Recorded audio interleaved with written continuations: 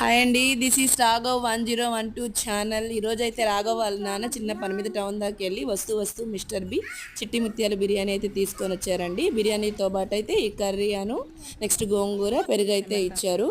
మా చిట్టి తల్లి చాలా బాగుంది మమ్మీ, సూపర్గా ఉందని చెప్పిందండి.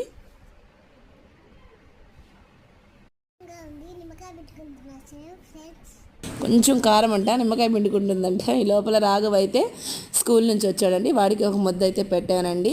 మటన్ చాలా బాగుందండి, జ్యూసీగా టేస్టీగా ఉంది. కావాలంటే నా చిట్టి తల్లి చెప్తా చూడండి.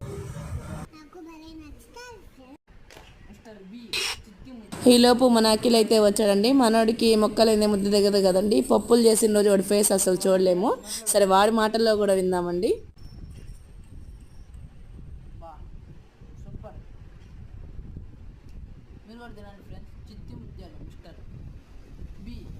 అయితే మనోడికి చాలా ఇష్టం అండి బిర్యానీ అంటే, కానీ రాఘవ్ అయితే కొంచెమే తిన్నాడు. నాకు వద్దనేసరికి ఇంకా పక్క షాప్లో ఫ్రైడ్ రైస్ అయితే తెప్పించానండి.